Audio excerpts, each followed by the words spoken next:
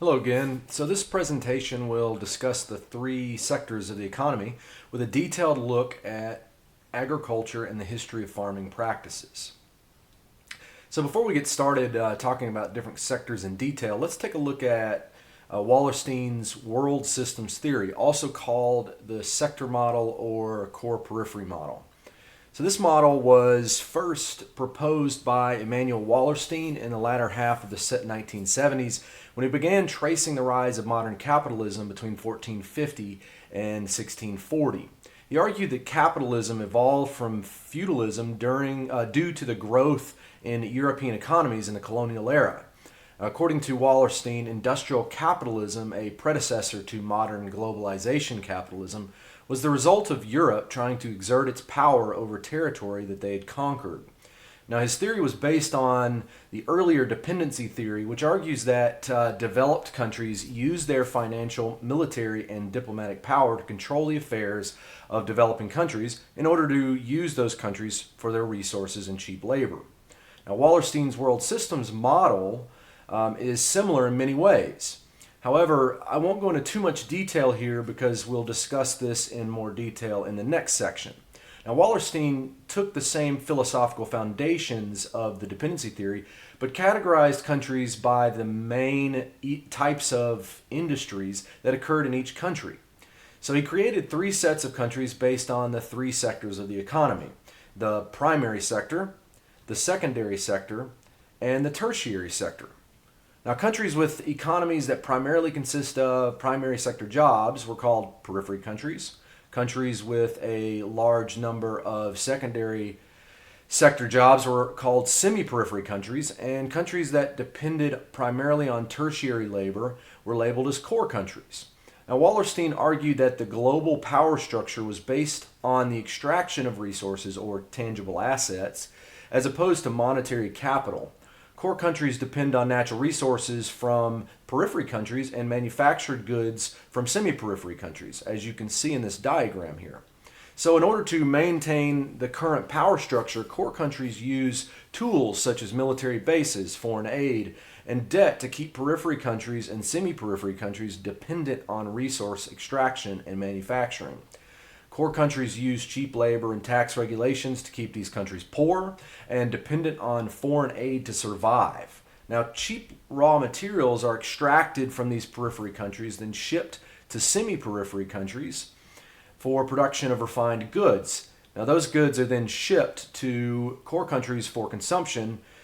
Industrialists then make profit from the sale of these goods and use that profit to fund politicians who are friendly to their corporation. Of course, there's much more to this theory, but we need to discuss the terms included in this model before we can talk in more detail. So to better understand the world systems theory, we need to discuss each sector of the economy in more detail. So this slide asks the question, what do the following have in common? Hunting, gathering, nomadic herding, mining, fishing, forestry, and agriculture, which makes up about 26.5% of global employment. So each one of these jobs involves the extraction of resources consumed by the population. All of these jobs are considered primary sector jobs.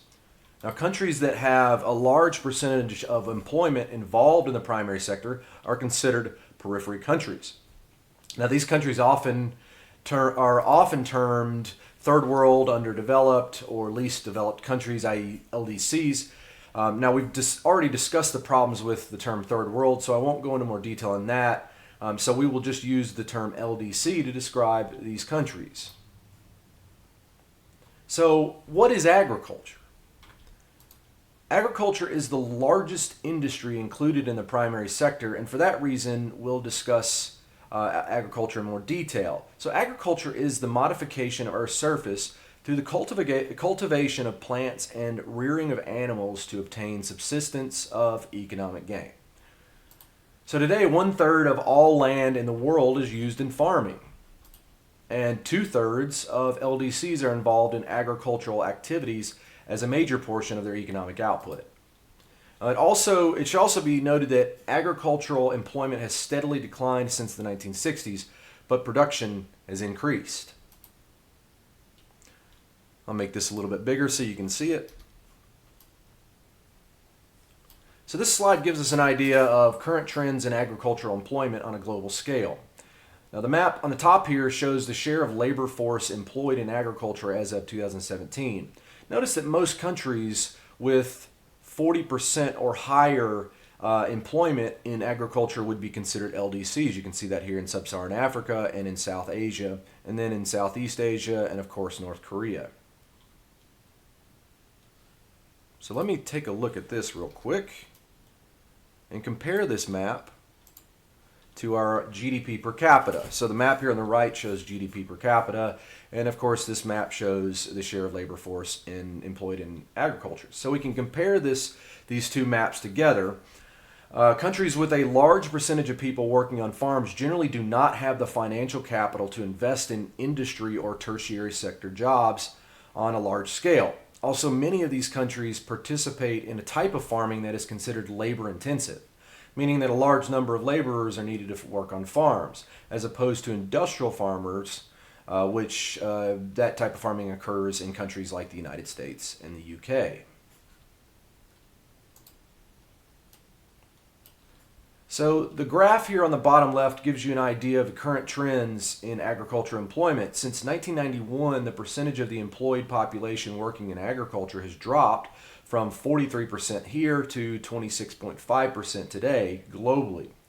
This bar graph on the right shows agricultural employment according to World Bank economic regions. Now notice the trend.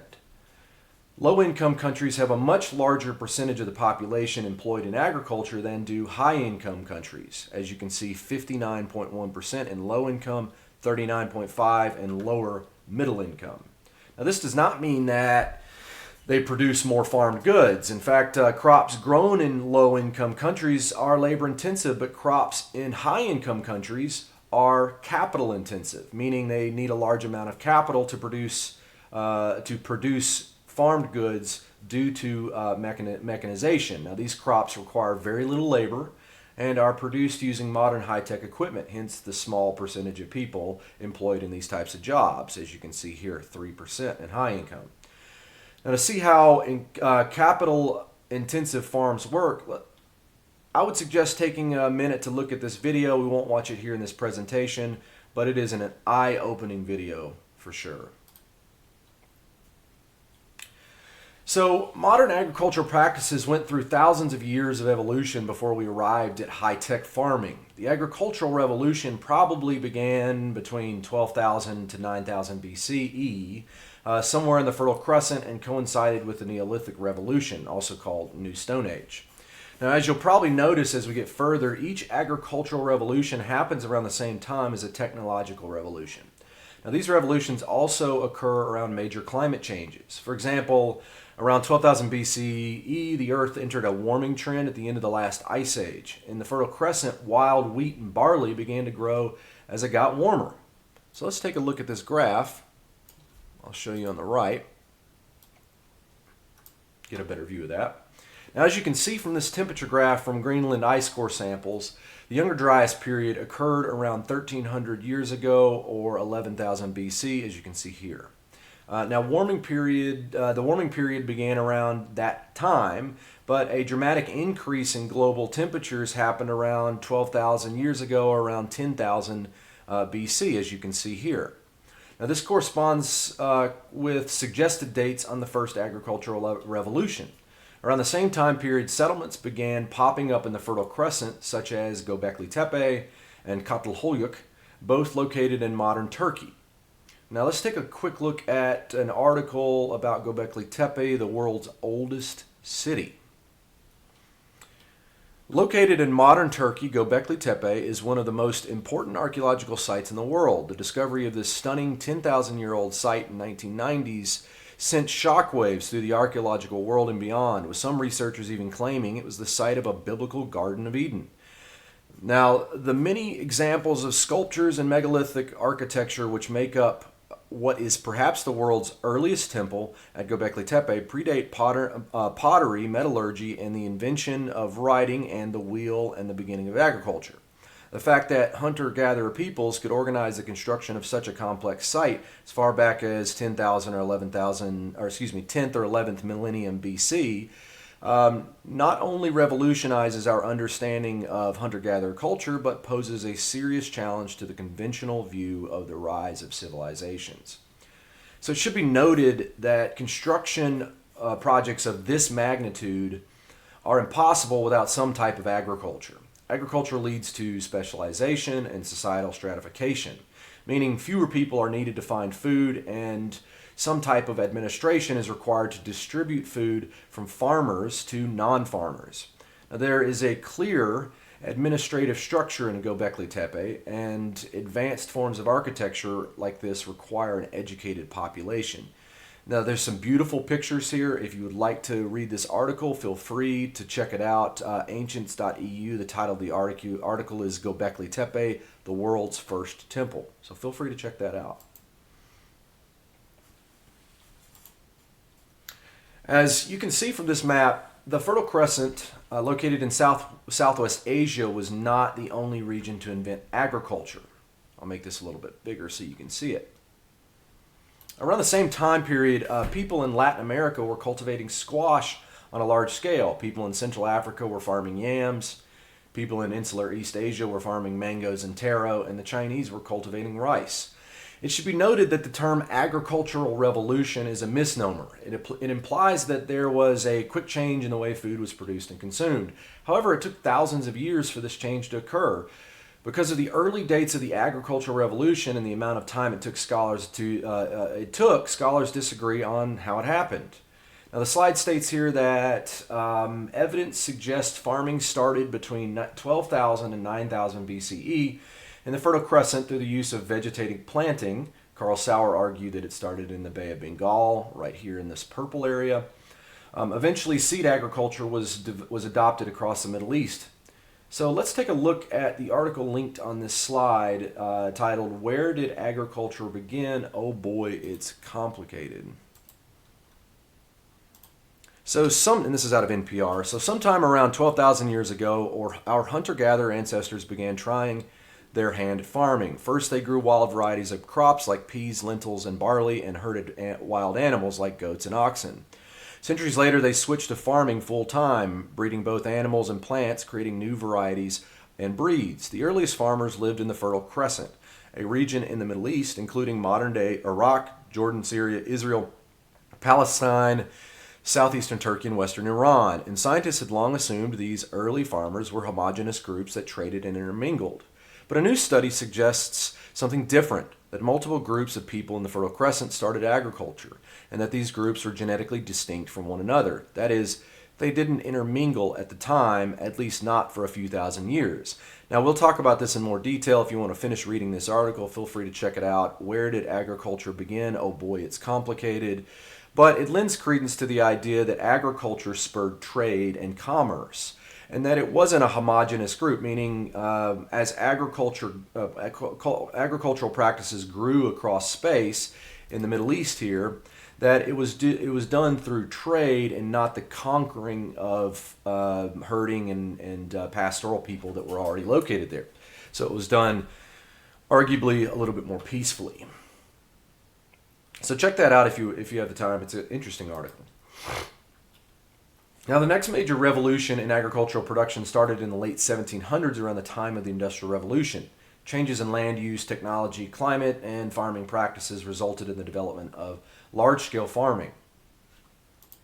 So let's take a look at this graph. So this is a more detailed graph on reconstructed temperature anomalies. So if we take a look at this temperature graph showing temperature anomalies for the past 2,000 years, we notice that climate changes had the opposite effect on agricultural production, except this time it occurred in Northern Europe. So the Industrial Revolution coincided with this little ice age down here, started around 1600.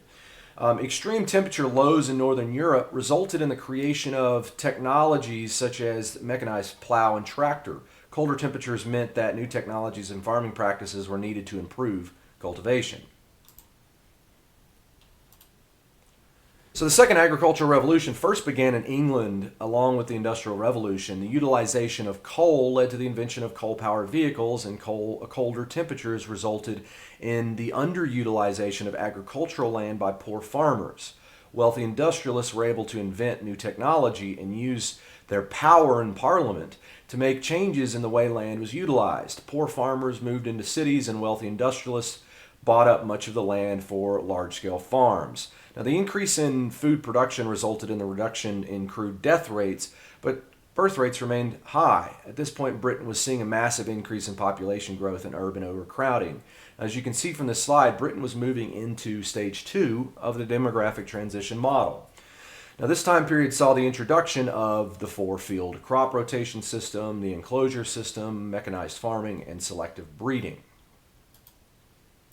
So, scientists discovered that an increase in the number of crops and how they were rotated between seasons could dramatically increase crop yields. Now, the second agricultural revolution introduced the 4-field system, and crop yields increased by roughly 8%. Prior to the 4-field system, 3 fields were used with 2 main crops. The third field was left fallow or empty of crops to ensure the nutrients would be replenished. Now, the 4-field system introduced a third crop and added broadleaf trees to those fallow fields. This allows for nutrients to be replenished in the soil much quicker than before. The enclosure system was a major policy change in Britain that led to the forced removal of peasants off of farmland. Now, the land was then sold to wealthy industrialists, and the poor farmers moved into major cities to work in farms. This resulted in a massive increase in urban population and poverty. Wealthy industrialists profited on both ends of it. They were able to buy thousands of acres of land for industrial farming and use the poor farmers as unskilled labor in their urban factories. Now, the second agricultural revolution also saw the introduction of the von Tunin Model, developed by Johann Heinrich von Tunin. Based on changes in land use and population distribution, he argued that rents grew higher the closer to the city center due to more bidders, i.e., more people are bidding on land, resulting in higher demand and prices. Now, this impacts the type of agricultural products being produced across space. So this is a diagram of the von Tunin model. Land prices increase as you get closer to the urban center.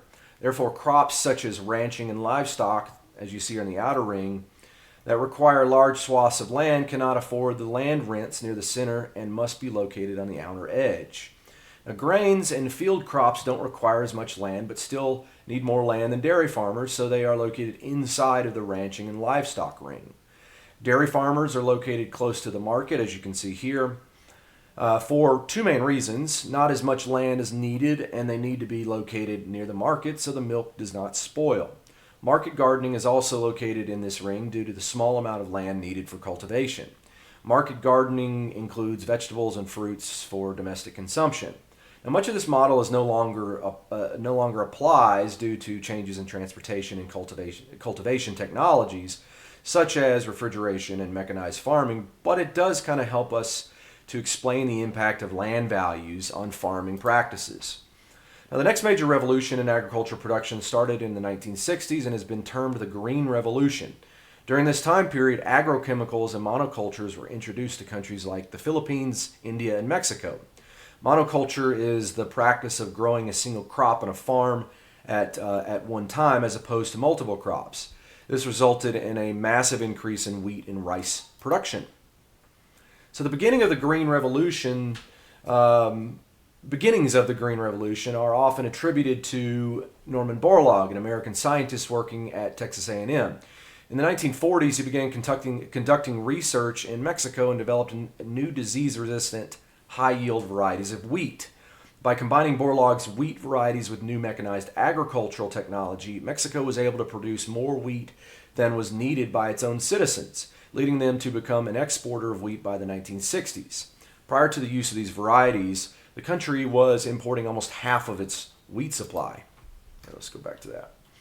Now, in order to continue using Green Revolution technologies to produce more food for a growing population worldwide, the excuse me, the Rockefeller Foundation and the Ford Foundation, as well as many government agencies around the world, funded increased research. And in 1963, with the help of this funding, Mexico formed an international research institution called the International Maize and Wheat Improvement Center.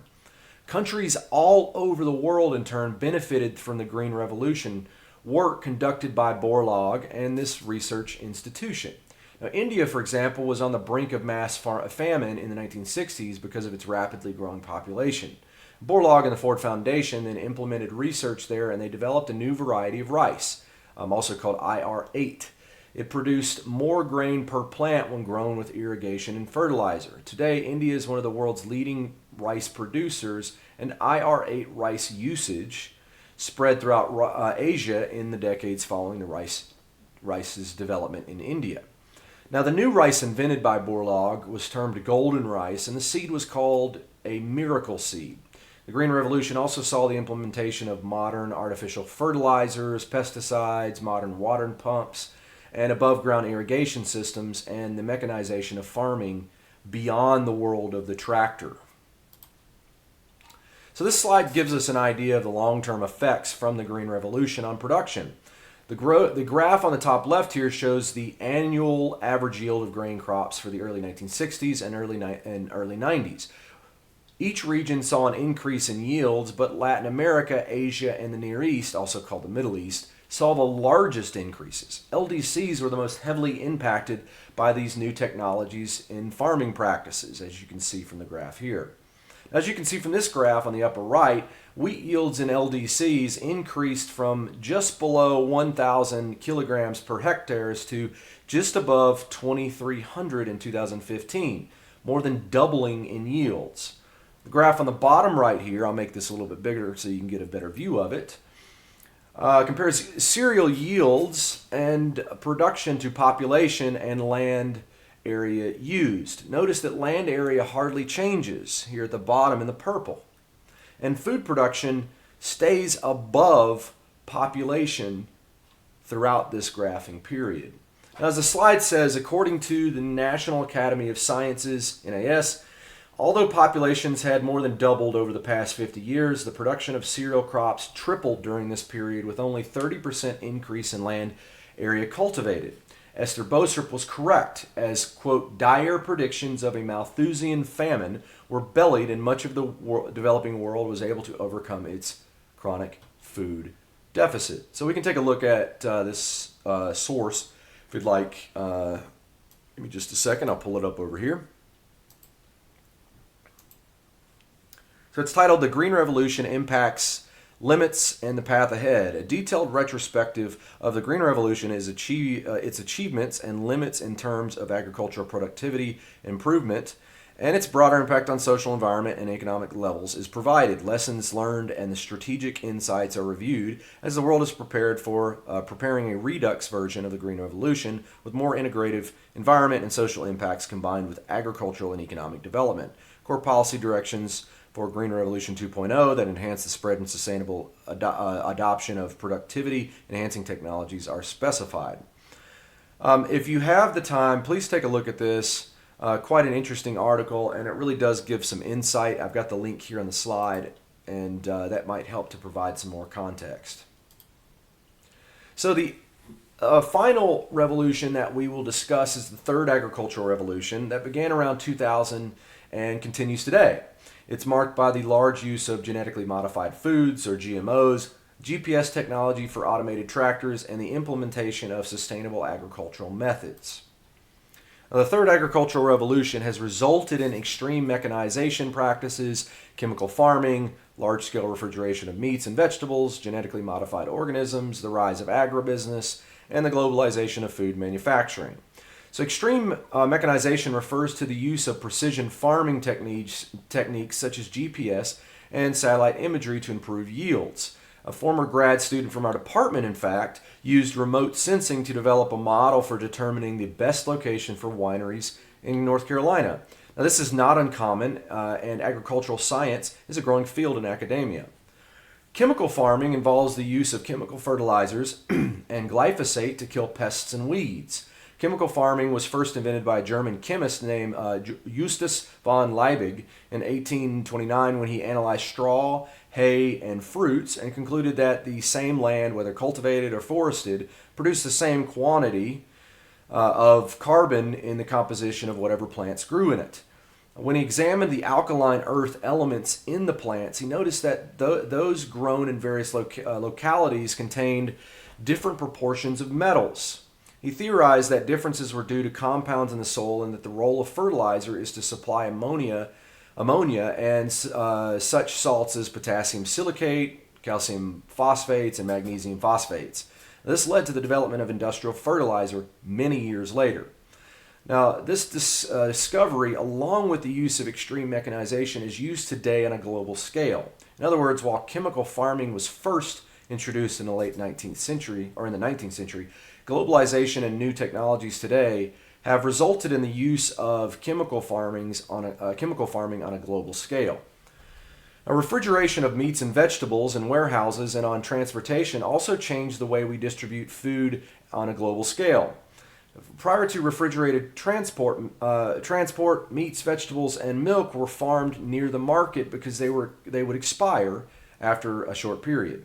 Transportation methods have only recently introduced refrigeration on a large scale, so now meats, vegetables, and milk can be transported and stored anywhere. Now, since the introduction of refrigeration, milk is no longer farmed near the market. It can be transported over longer distances without spoiling. This has led to the increase of the size of milk sheds, or regions that produce milk that will supply markets without spoiling. Refrigeration has allowed farmers to ship their milk further distances without spoiling. Gone are the days of the milkman that delivered fresh milk to your door directly from the farm. Now you can go to the store and pick up your milk directly from a refrigerator in that market. Now, genetically modified foods, or GMOs, are plants, animals, microorganisms, or other organisms that whose genetic makeup has been modified in a laboratory using genetic engineering or transgenic technology. Now, this creates a combination of plant, animal, bacterial, and virus genes that do not occur in nature or through traditional crossbreeding methods.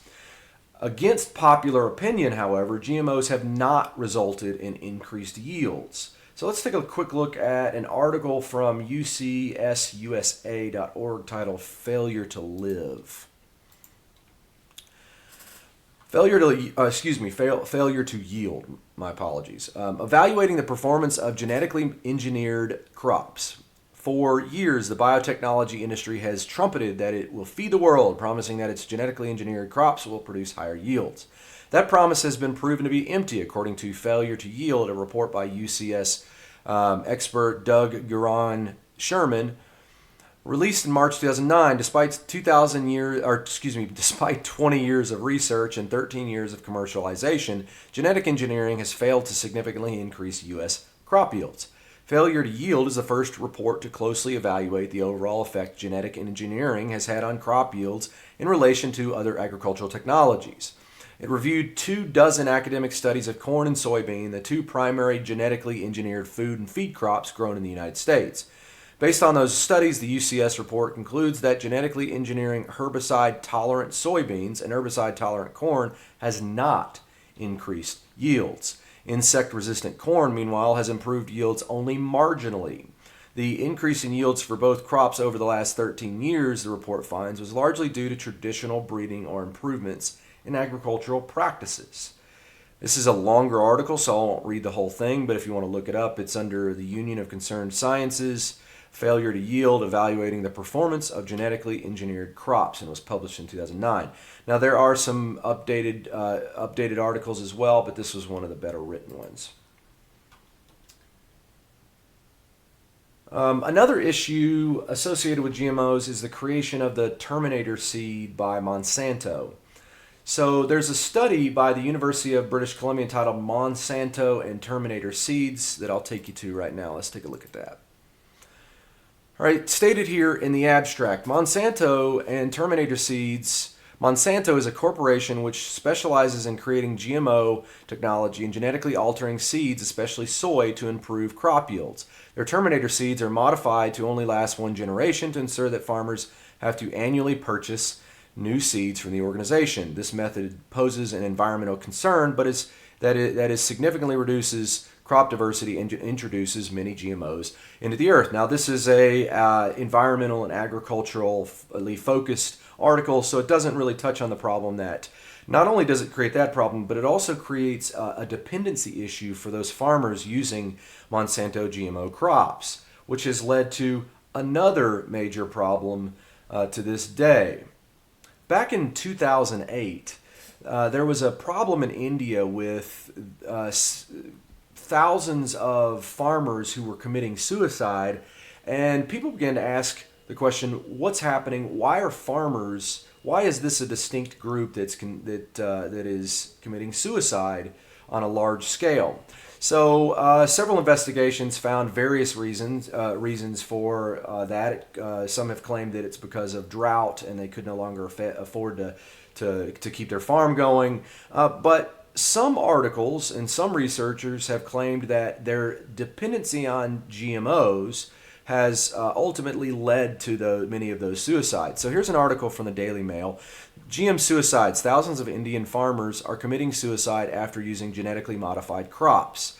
When Prince Charles claimed thousands of Indian farmers were killing themselves after using GM crops, he was branded a scaremonger. In fact, as this chilling dispatch reveals, it's even worse than he feared. The children are inconsolable, mute with shock and fighting back tears. They huddled beside their mother as friends and neighbors prepared their father's body for cremation on a blazing bonfire built on the cracked, barren fields near their home. As flames consumed the corpse, Ganjanan 12 and Galpana 14 faced a grim future. Sankara, a respected farmer, loving husband, and father, had taken his own life less than 24 hours earlier, facing the loss of his land due to debt. He drank a cupful of chemical insecticide. Unable to pay back the equivalent of 2 years' earning, he was in despair. There was no way out. There were still marks in the dust where he had writhed in agony. Moaning, he crawled onto a bench outside a simple home 100 miles from Nagpur in central India. An hour later, he stopped making any noise. It says here, as neighbors gathered to pray outside the family home, Nirmala Mandaurkar, 50, told how she rushed back from the fields to find her husband dead. He was a loving and caring man, she said, weeping quietly, but he couldn't take any more. The mental anguish was too much. We've lost everything. So if you want to read the rest of the article, feel free. It is a longer article, but what the article's referencing is what this article sort of failed to discuss the economic problems between major transnational corporations and poor farmers in developing countries such as India. This is a direct result of the dependency on these terminator seeds. So by copyrighting these terminator seeds and making them in such a way that you couldn't then take the plant and plant new seeds the following year, you're now completely dependent on Monsanto to purchase the following season's seeds. And as a result, it's led to a massive amount of debt by these poor Indian farmers who depend on those seeds for their livelihood. All right, let's take a look at this video really quickly, and I'll be right back with you.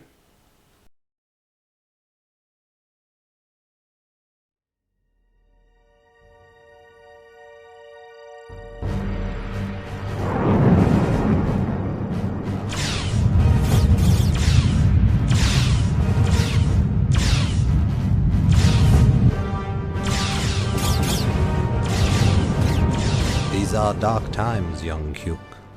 What do you mean, Obi-Wan Kenobi? For over 1,000 generations, organic food like us lived in harmony with the ways of the farm. The farm? Yes, Cuke. The farm is what gives us our power. It's a kind of a field that creates all edible things. Wow. But alas, the market has been taken over by the dark side of the farm. An empire of pollution and pesticides has ruthlessly conquered the market. nearly wiping out our organic birthright with unsustainable, short-sighted practices like genetic engineering, irradiation, and massive chemical pesticide use. Seduced by artificially lower prices, people don't even want to know where their food comes from. The true ways of the farm are now almost forgotten. But there is a new hope.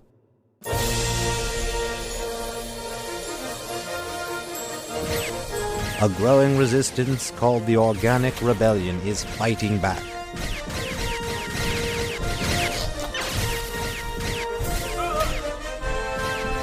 Tofu-Ditu, where are you? You must learn the ways of the farm if you are to join the rebellion and rescue Princess Lettuce. Help me, Obi-Wan Kenobi. You're my only hope. Wow. Of course, you will need to find friends to help you on your way.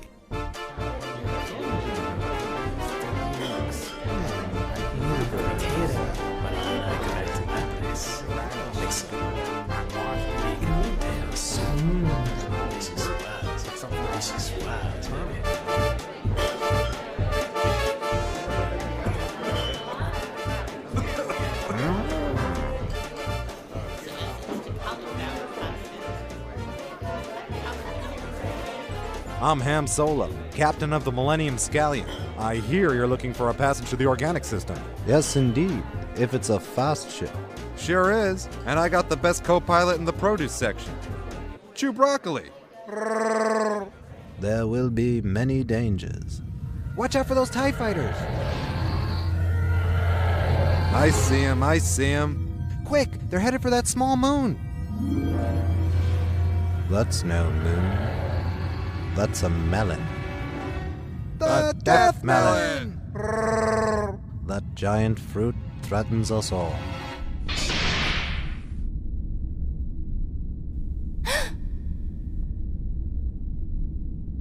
A little tall for an egg, aren't you? Oh, the uniform. I'm Cuke Skywalker. I'm here to rescue you.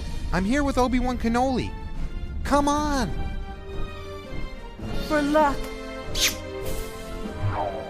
Your path will not be easy, for you must confront the evil Lord of the Dark Side. Darth Tater.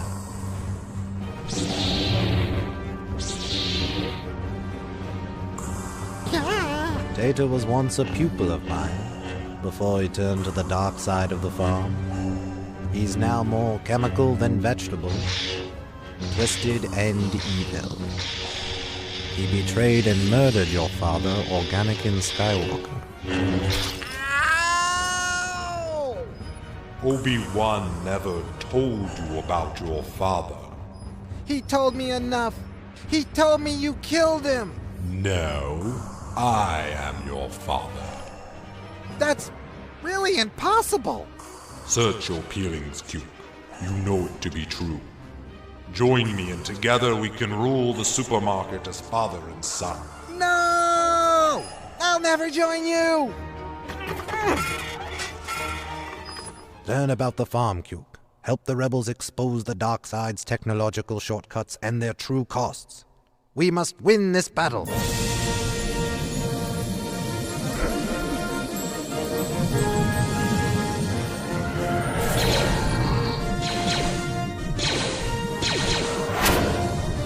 Use the farm, Cuke. Stretch out with your peelings.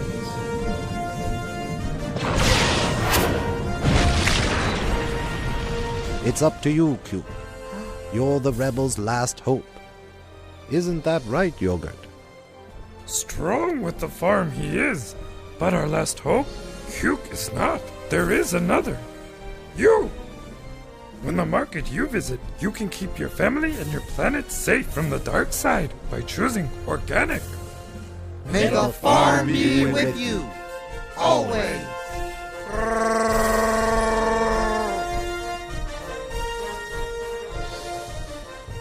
Now, the reason I wanted you to watch that video is not because it really provides any valuable information, but at least it has some entertainment value. The truth is that we have little understanding of the long-term impacts of GMOs on our health and the environment. Now, large-scale use of glyphosate has led to the selection of glyphosate-resistant weeds and microorganisms. According to a study published by the National Library of Medicine, quote, shifts in microbial composition due to selective pressure by glyphosate may have contributed to the proliferation of plant and animal pathogens. We can take a look at that study here by the National Library of Health. And it says here, the intensive glyphosate use has led to the selection of glyphosate-resistant weeds and microorganisms. Research on a link between glyphosate and antibiotic resistance is still scarce, but we hypothesize that the selection of pressure for glyphosate resistance in bacteria could lead to shifts in microbiome composition and increases in antibiotic resistance to clinically important antimicrobial agents. In other words, deadly pathogens that are immune to glyphosate have developed in agricultural products that can be transported to animals. These pathogens are responsible for the death of important organisms used in pollination process, such as bees.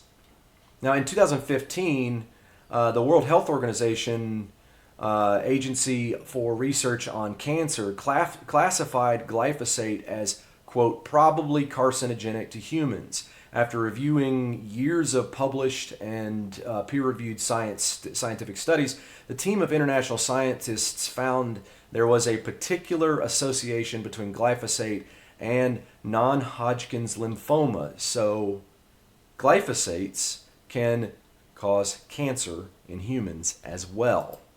So this is the article, Glyphosate Fact Sheet, Cancer and Other Health Concerns. Cancer concerns. U.S. agencies. At the time of the IARC classification, the EPA was conducting a registration review. The EPA's Cancer Assessment Review Committee issued a report in 2016 concluding that glyphosate was not likely to be carcinogenic to humans at doses relevant to human health.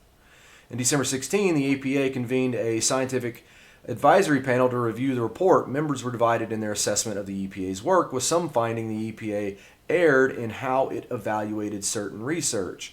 Additionally, the EPA's Office of Research and Development determined that EPA's Office of Pesticide Programs had not followed proper protocol in its evaluation of glyphosate and said that the evidence could be deemed to support a, quote, likely carcinogenic or suggestive evidence of carcinogenic classification. Nevertheless, the EPA issued a draft report on glyphosate in 2017, continuing to hold that the chemical is not likely to be carcinogenic. In April 2019, the EPA reaffirmed its position that glyphosate poses no risk to public health, but earlier that same month, the U.S. Agency for Toxic Substances and Disease Registry reported that there are links between glyphosate and cancer. According to the draft report from the ATSDR, quote, numerous studies reported risk ratios greater than one for associations between glyphosate exposure and the risk of non-Hodgkin's lymphoma or multiple myeloma. The EPA issued an interim registration review decision in 2020 with updated information about its position on glyphosate. Research from other global organizations have affirmed the possibility that glyphosate is not good for human digestion, even while the EPA, which is supposed to be an organization that's looking out for our best interests, continues to essentially cover up potential findings. So the rise of agribusiness is also another major concern. Agribusiness refers to large-scale farming by transnational corporations like Cargill, Archer, Daniels Midland, DuPont, and Nutrien. The rise of global agribusiness has resulted in the reduction of agricultural employment in developing countries and developed countries as well, and the rise of mechanized farming. More people now depend on corporations to deliver food, making the food supply chain more important than ever before. As we found out early in the coronavirus pandemic, the shutdown of restaurants can have a major impact on food supplied at grocery stores. So let's take a look at this article from Capital Journal titled, COVID-19 Exposes Problems in Food Supply Chain. As the coronavirus pandemic hit the U.S., restaurants and bars closed were limited to takeout delivery. Those changes meant more people in grocery stores and fewer in restaurants. Quote, you see people lining up for donations at food banks. You see empty grocery store shelves. At the same time, you see farmers who are dumping milk, plowing under fields of onions and squashes, and most recently, reports of having to euthanize hogs, the result of a mismatches in our food supply chain, says Darcy Vetter, former chief agricultural negotiator with the Office of the U.S. Trade Representative. The supply chain that gets farm products to end consumers couldn't change fast enough to account for the disruption when the pandemic hit. So while grocery stores limited purchases of milk, some dairy farmers were dumping milk bound for food service destinations. Milk prices improved later, in part of the strength of cheese, a staple for people cooking at home. The shell egg market saw a brief uptick when people began cooking more at home, but the breaking or liquid market dried up. In some places, produce was plowed under as it didn't pay to harvest, even as people lined up at food banks.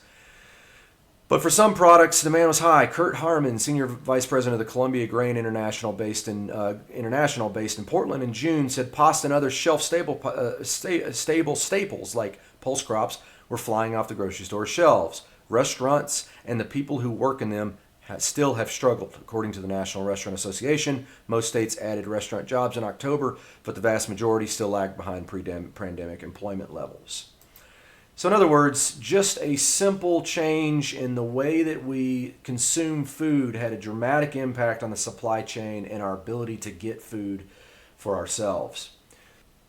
Now, agribusiness goes hand in hand with globalization and food manufacturing. The rise of transnational agribusinesses who call no country their home has taken control of food crops in places like India and Mexico. This has resulted in the loss of sovereignty over food production by these countries, a decline in subsistence farming, and capital flight. Because big business is growing cotton in India, profits from these crops are leaving India and going into the hands of these corporate elite. Okay, so let's go ahead and move on to other sectors of the Wallerstein's world system theory. What do the following have in common? Construction, shipbuilding, automobile production, textile production, breweries and bottlers, and energy producers. Each one of these jobs involves the processing of raw materials into something usable. The secondary sector consists of taking raw materials and manufacturing those into products such as gasoline, cars, radios, etc. Countries who mainly participate in primary sector economies are termed semi-periphery countries. These countries are commonly called newly industrialized countries or NICs. In fact, a group of NICs known as BRICS countries are some of the top producers in the world. BRICS stands for Brazil, Russia, India, China, and South Africa. These are some of the largest producers of goods that are consumed in core countries. Secondary activities, I'll make this a little bit bigger. Secondary activities include the manufacturing and processing of goods, such as oil in the gasoline, raw iron ore in the steel, or several different parts into cars. Processing materials consists of turning a raw material into something usable, and manufacturing consists of taking several processed parts, and turning them into a product for direct consumption. Now, today, the top manufacturers are China, United States, Germany, and Japan. Now, while the U.S. is a major manufacturer, it depends on imports from China, Mexico, and Canada in order to sustain its consumption patterns, as you can see from this graph on the right. Okay, so what do the following have in common? Waiting tables, entertainment, movies, music, etc., tourism, sales, healthcare, law enforcement, and prostitution. Now keep in mind that some of these jobs are formal and informal parts of the economy, and remember that formal jobs are taxed and tabulated by the government, and informal jobs are untaxed. Now, as you probably guessed, all of these jobs are service sector jobs, also called tertiary jobs. According to the world systems theory, countries that primarily participate in the tertiary sector are considered core countries. For example, approximately 80% of all jobs in the U.S. are in the tertiary sector. Now, there are two main subgroups of tertiary jobs known as Coordinary and Quinary sectors. The Coordinary sector consists of economic activities involving the collection, processing, and distribution of information. And the Quinary sector consists of activities involving the highest levels of decision-making in a society or economy. Tertiary activities not included in Coordinary or Quinary sectors consist of any job where you provide a service to a customer. The goods are already extracted and produced, and your job is to sell them to customers. Some examples include sales, traded goods, and services. I have two examples here on this slide. This is a Starbucks barista located here, and then over here is a call center in India. Now, both of these jobs provide a service directly to the customer. Coordinary activities involve the processing of knowledge and information. A library at the New York Public Library here, or a professor at the University of North Carolina at Greensboro, are both examples of people involved in the Coordinary Sector. And then finally, the Quinary Sector, Quinary activities are economic activities involving the highest levels of decision making in society. Now, this includes the President of the United States, congressional members, local mayors, and even the local police chief. Okay, so that's it for this presentation. Please let me know. Contact me via email if you have any questions, and I'll see you in class, and have an excellent rest of your day.